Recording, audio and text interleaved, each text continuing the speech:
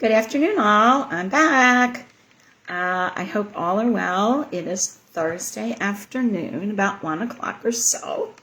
We're going to discuss Parshat Teiztei, and the title of this discussion is Getting Along with Others While Maintaining Our Identity. So Ken and I just returned from Israel on Monday night. I'm not going to talk about jet lag. We're good. We go there as much as possible, and due to COVID, this has been the longest time not there for as long as I can remember, 2 2/3 of a year. My watch is set to Israel time.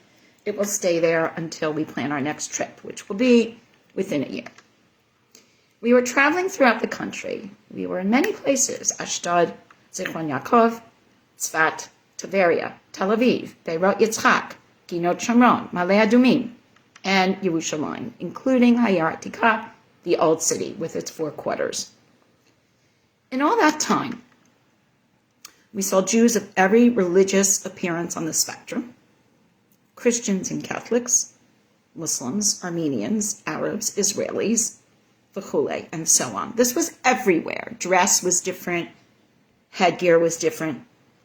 We saw this at the Mamilla Mall, on the way to the Kotel, in the cities in which we spent time, in the museums we went to, as we were focused on archaeological work as a theme for this trip.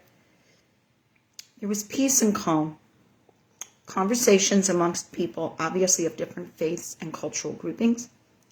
And in the interactions between everyone, we saw joy, sharing of spaces, and respect. And everyone was holding on to their identity. At the first station, Tachana Rishona, in Yerushalayim, you could see Muslims and Jews interacting. We had a Muslim cab driver, an Arab cab driver. I knew to say shukran, for thank you. We knew that there were differences, given our dress, given our language, given our affect. And we were together. This is the way it should be.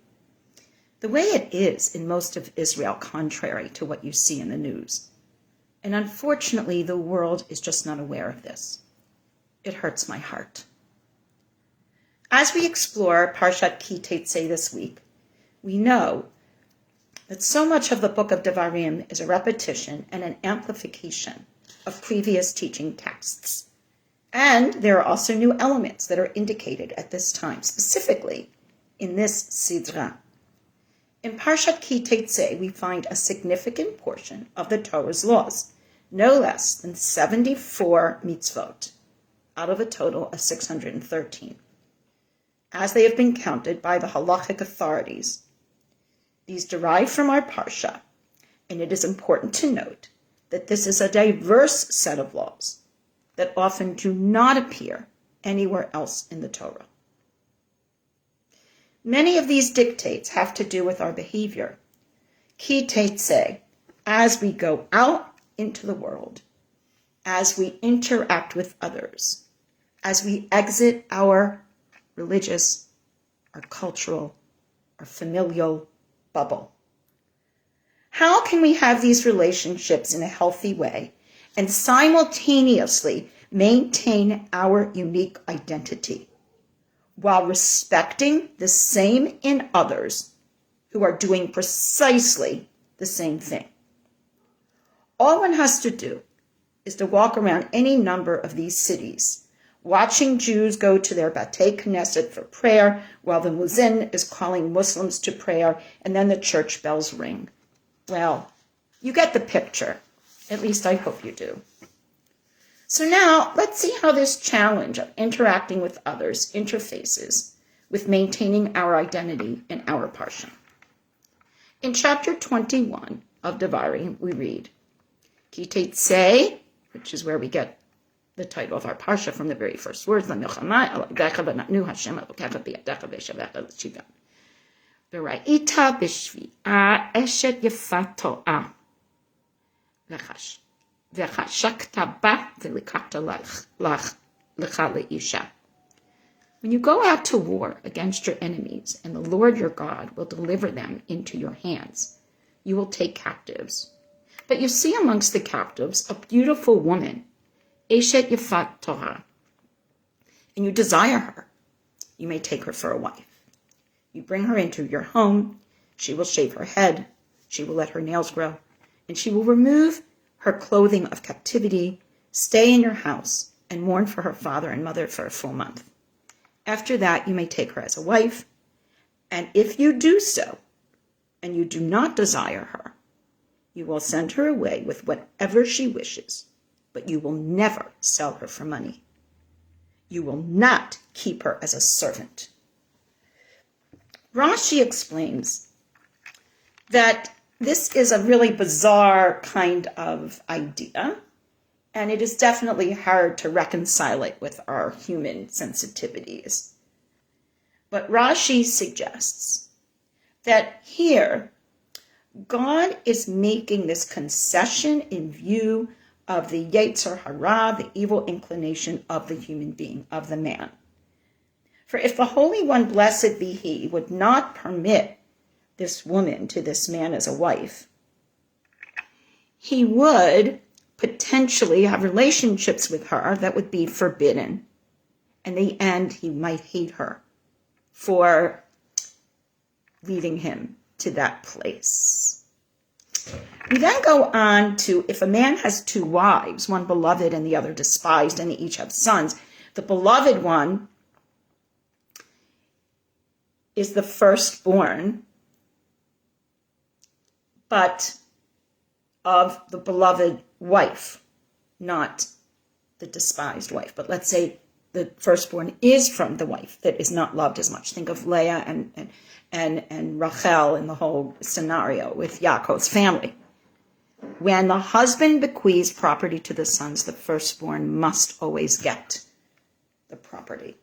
Now, these are very difficult laws, yet we have to understand a couple of things. Number one, no law exists in isolation of the cultural context in which they are formulated. So we who are living in the year 2022, and I often say this, in most places and spaces in which this is heard, women have agency over themselves. We need to remember that for most of history, and still today, in some places and spaces, this is not the case. This was actually being protective of women. It may not sound like that to us, but within the context, you're in war, it's a very male kind of thing, the adrenaline is pumping, all that, you see this beautiful woman. This is a way to protect her from rape. This is a way to shield her from whatever consequences might be within another culture from which she comes that perhaps does not hold on to boundaries, does not hold on to discipline. The situation is clearly not ideal, not in any way to be replicated or respected or beloved in our culture and in our sensitivities. But we have to admire and we have to understand that the dictates that are coming within this law that is God given is setting limits so that one cannot just go and do whatever one wants with whomever one wants. One has to follow through. One has to treat her with respect. If one has more than one wife, which people clearly did and in some places still do, the idea that the firstborn is the firstborn, regardless of which wife has him, has to be respected. So this is placing limits that other cultures might not. So here we are acknowledging, A, that our very human being people may participate in actions and they have desires and proclivities that others have. But B, the way our system deals with them is significantly different. So acknowledging the limitations of humanity and giving dictates that must be followed that will structure, hopefully, some activity that we would call today intentional as opposed to just off the cuff. We then follow the Parsha and we get to the Ben Sara Moreh, the wayward and rebellious son. And what is the definition of the wayward and rebellious son? He's a drunkard and he is a glutton. His parents bring him, they try to warn him, they bring him to the elders of the city. The elders publicly say this son is a wayward and rebellious child. He doesn't listen, and they pelt him with stones. So we're told a couple of things in the Gemara. Number one, we're told that the limits of when somebody can be indicated as a ben Sarah or Mera are very, very, very constricted between youth and adult male. And to prove it and to go through the process and to go through the warnings, we're told this never really happened, but it's there. Again, we interact with others. We had a young man from Metula in northern Israel stay with us a bunch of summers ago. This is like 2 decades ago, I think, or maybe not quite. And he explained that everybody gets along up there, the Arabs, the Jews, everybody, that the biggest concern that parents had on both sides of the religious and cultural divide was intermarriage. You get along, intermarriage, I've said this, is actually an indication of success in society. But it's something that obviously hurts our inside, our internal identity, and our continuity. So how do you reconcile those two things?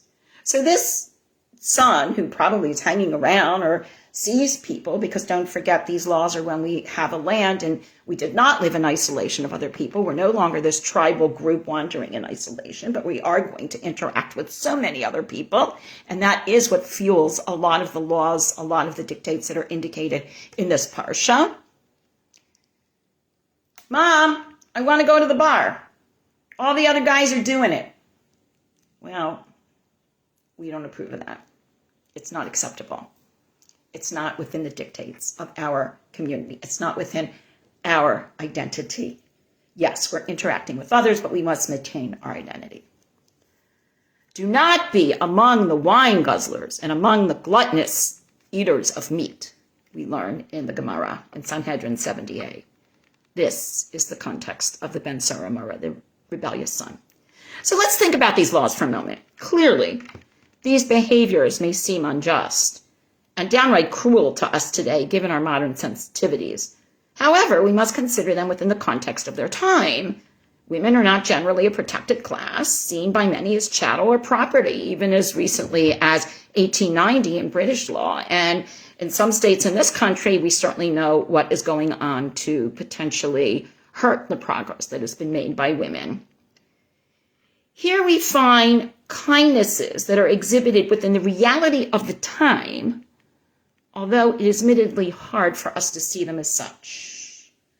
One of the things I love about the halachic process and rabbinic discourse is the parallel element of understanding these dictates within the reality of their time and then applying them appropriately and intentionally within the context of a given time frame and reality. Notice the limits on, for example, the Eshet Torah, Yifat Torah, the beautiful woman, and the actions that the one who desires her must take. This was not the case in other armies and situations. People would just do whatever they wanted. We know this. Similarly, multiple wives, while generally not something that we would recommend in our cultural reality, was accepted practice. And here again, there are limits placed on the husband that might not be found in other communities. We know this. For example, if you go to the Chinese culture, and who was considered the first wife was not necessarily the first wife. It was the preferred wife. We see the same in some of the Mormon practices. One theory that has been put forth by Maimonides, Saadia Gaon, and others is that God is showing, as we said earlier, understanding of the limitations and proclivities of the human being. And while some practices are clearly not in the best interests of all involved, they may be undertaken due to the imperfect nature of the human being. So at very least, there are limitations and dictates that are placed to ensure that somehow the interests of all involved will be better served. Finally, The Ben Saramara is engaging in practices that were commonly present at that time, namely gluttony and drinking. This is actually a warning, we are told by Chazal, to all parents to ensure that they properly educate and guide their children so that any freedom that is granted comes with strict instructions and notification of consequences. Again, acknowledging the reality of the world and its enticements while maintaining identity and standards. Further, there is such a short period of time where this applies, as we said earlier, that it was virtually impossible to implement the consequence, but the boundary still stood. Let's go on. In chapter 22, we read, if a bird's nest comes before you on the road and it has fledgling or eggs, the mother is sitting upon the eggs or the fledglings, you do not take the mother, you send the mother away. This is Kansipor. Here we have a teaching that encourages compassion, but, and this is indicated in the Gemara, this compassion is commanded, it is not voluntary.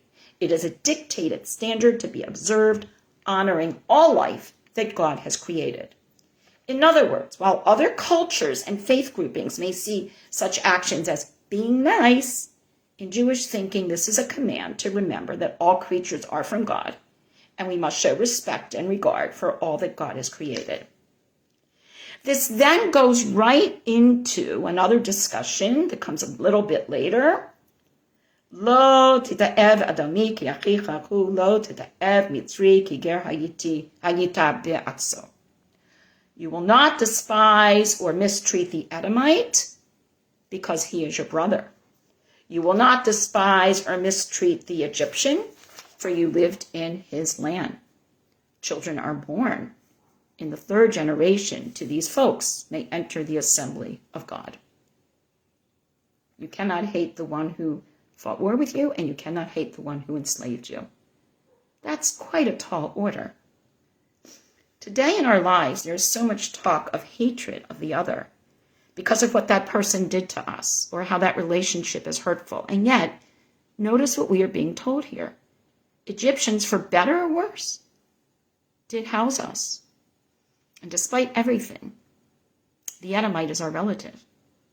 Once again, we are commanded as part and parcel of all that we are to observe a set of standards in our relationships with others that are fueled by the reminder that God created all human beings, and we must obey those standards regardless of what others do with whom we interact, and regardless of the basic and first inclinations that we may share with all human beings. We then go on.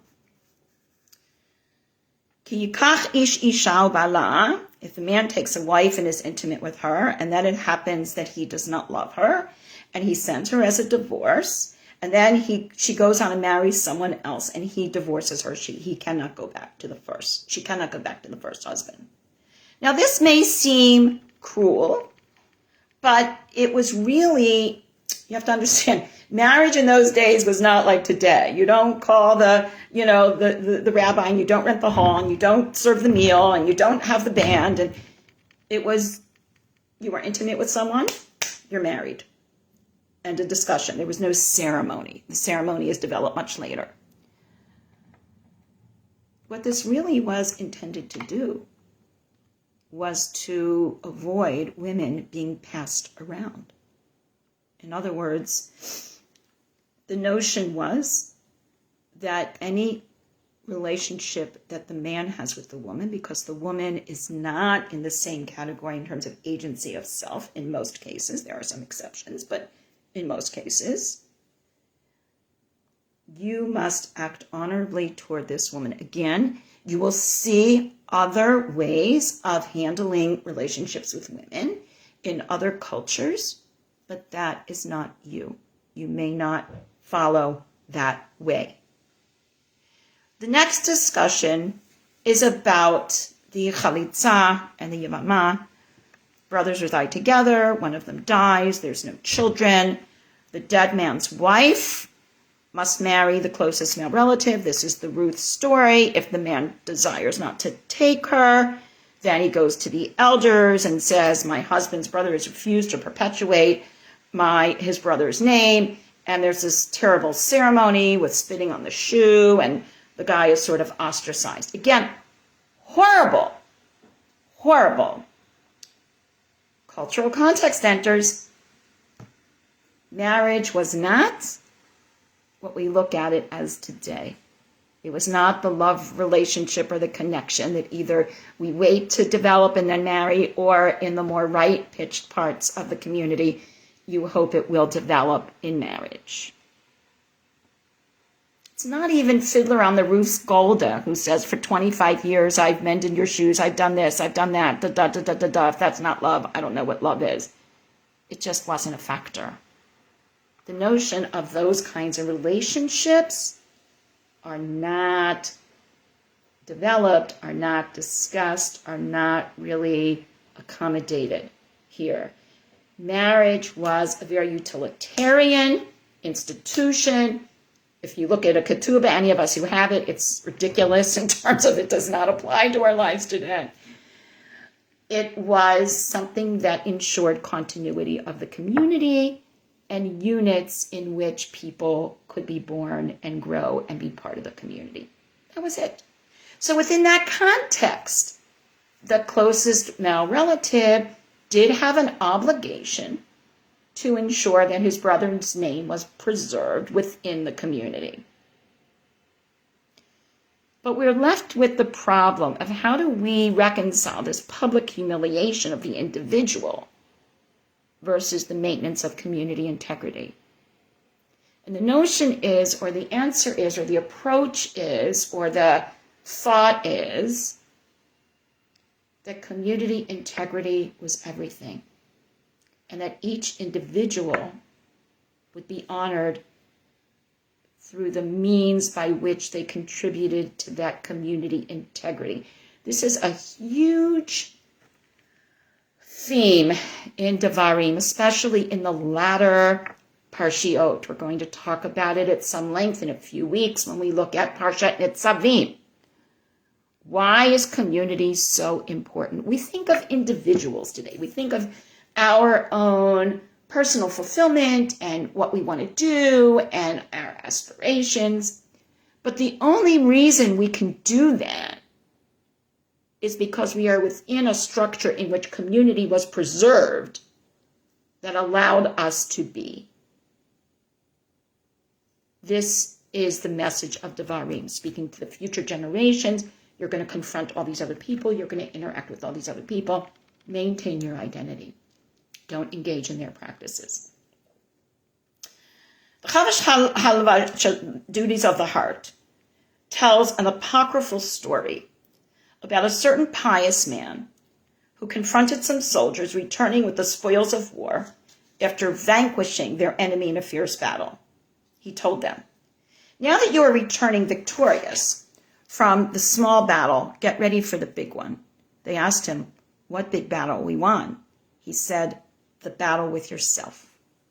Everything that we know about PTSD, everything we know about people who fight wars, everything we know about friends of ours that were in whatever service or whatever wars they were in, or our parents, we know that the impact does not end with the end of the war. We know that it can be a lifelong journey to recovery that an individual must engage in. We then read about honest weights and measurements. You do not cheat. You do not calibrate the scale so that the person gets less when they buy or gets more when you sell. The weights, the measurements must be honest. Rav Michael Hatton teaches as follows. The Torah at this point forbids a person from practicing a very tempting form of deception known in all cultures. That is, using a weight marked as a standard amount that is in fact heavier or else lighter than that standard. By using such a weight when buying, the deceiver secures more of the product. By utilizing it when selling, he surrenders to the buyer less of the product. We must assume that the Torah's repetition of the passage is emphatic, so that whether one uses weights or volumes, which is to say any measures, one must be truthful and dependable. Again, interacting with others in the marketplace. Think of the shop. Everybody's there. People are using this practice.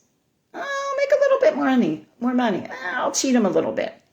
No, not permitted. Not permitted.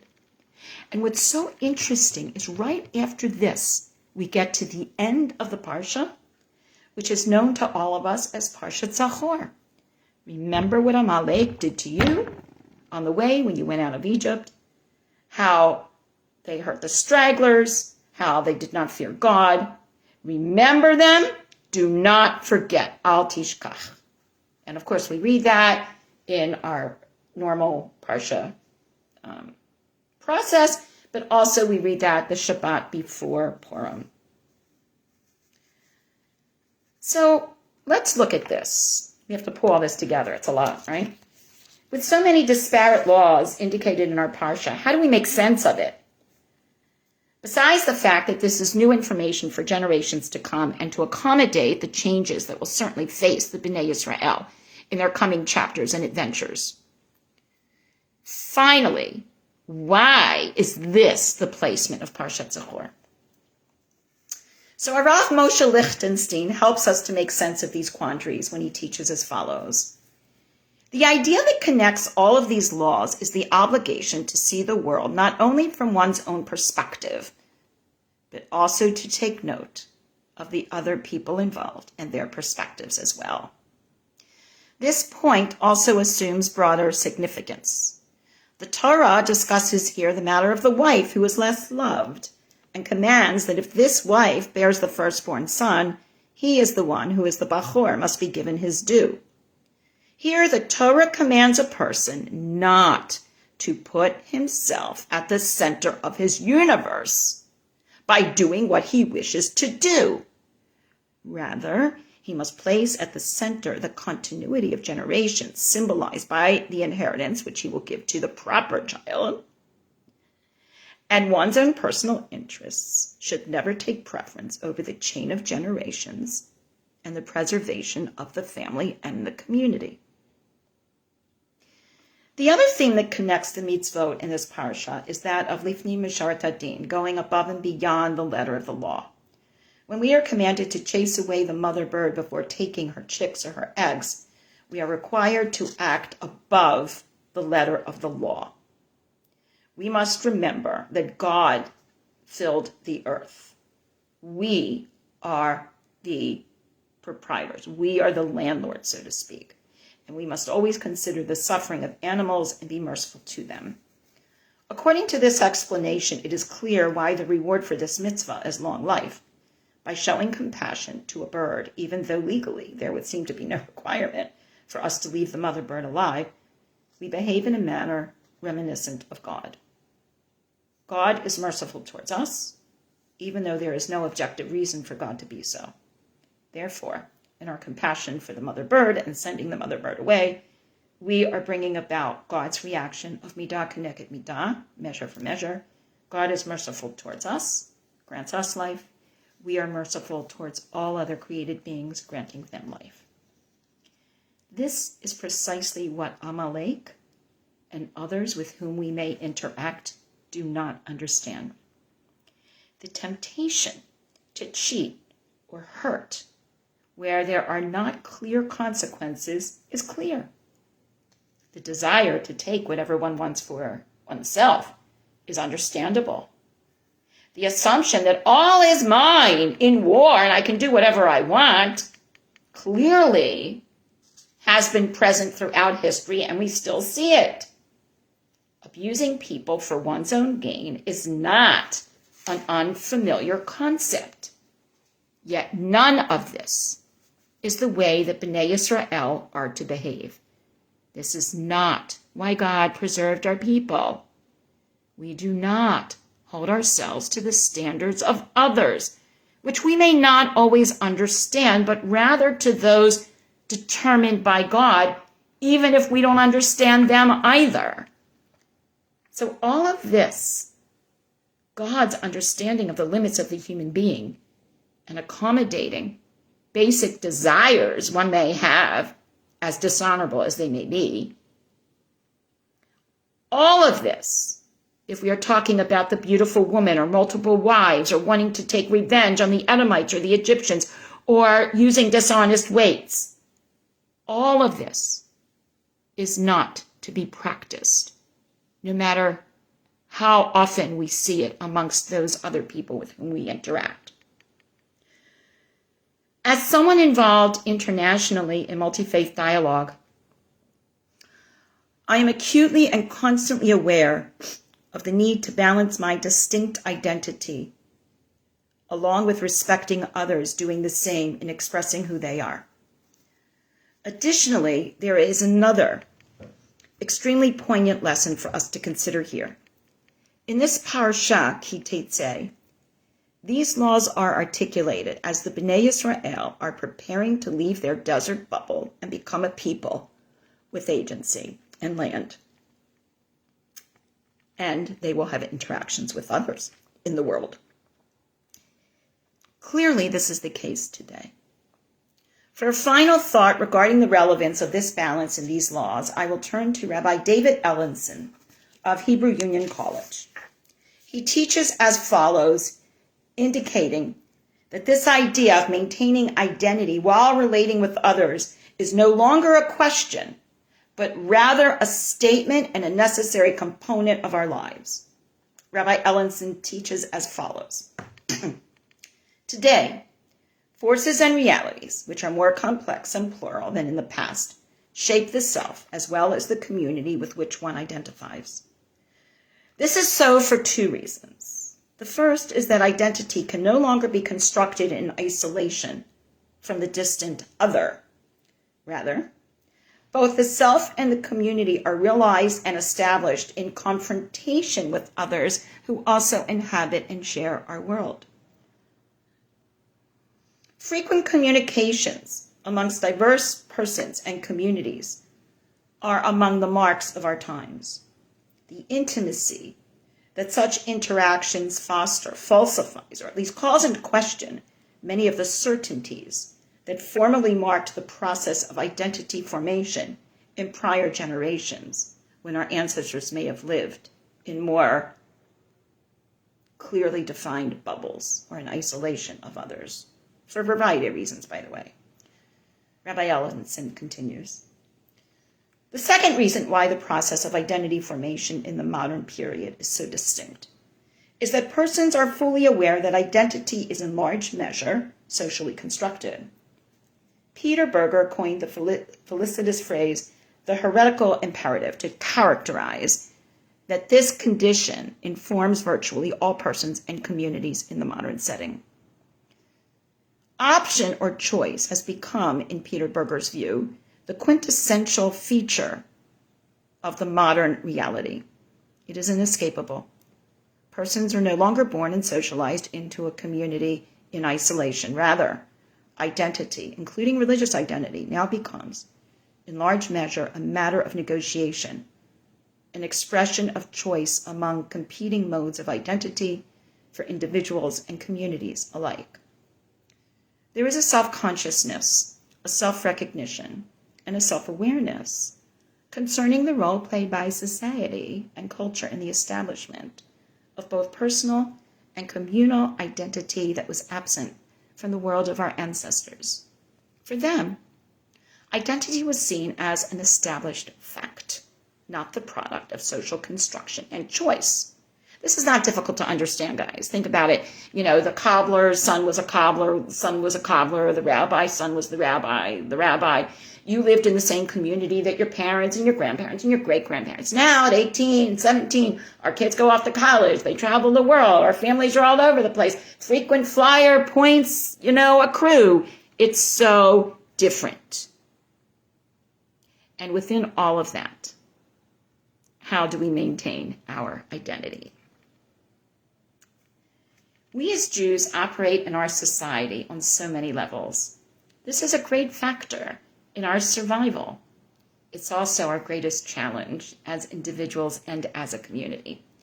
Nonetheless, here we are, after so many years, negotiating how we walk with, eat with, work with, and live with others around us in a meaningful way, while continuing to maintain the specific nature of our identity no matter where we go when we go out. Shabbat Shalom to all. להתראות.